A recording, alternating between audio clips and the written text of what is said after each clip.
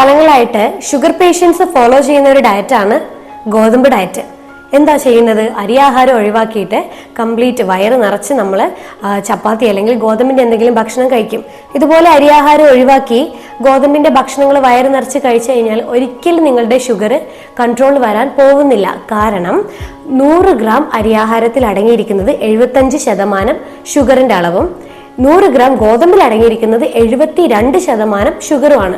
അപ്പോൾ ഇത് രണ്ടും തമ്മിൽ ആകെ 3% ഡിഫറൻസ് മാത്രമേ ഉള്ളൂ. അപ്പോൾ നിങ്ങൾ അരിയാഹാരം കഴിക്കുന്നതായാലും ഗോതമ്പ് കഴിക്കുന്നതായാലും നിങ്ങൾ എന്ത് ചെയ്യണം? നിങ്ങൾ കഴിക്കുന്ന ഭക്ഷണത്തിന്റെ 1/4 നിങ്ങൾ കഴിക്കുന്നത് ചുരുക്കുക. അപ്പോൾ നിങ്ങളുടെ ശരീരത്തിലേക്ക് ലഭിക്കുന്ന ഷുഗറിന്റെ അളവ് കുറയാൻ തുടങ്ങും. അതുകൊണ്ട് തന്നെ നമുക്ക് എളുപ്പത്തിൽ ഷുഗർ നമുക്ക് റിവേഴ്സ് ചെയ്ത് നിയന്ത്രിക്കാനും പറ്റും. ഇതിന്റെ കൂടെ നമ്മൾ കുറച്ചൊന്ന് വ്യായാമം കൂടി ശ്രദ്ധിക്കുകയാണെങ്കിൽ ഡയബറ്റീസ് ഈസി ആയിട്ട് നമുക്ക് റിവേഴ്സ് ചെയ്യാനും പറ്റും.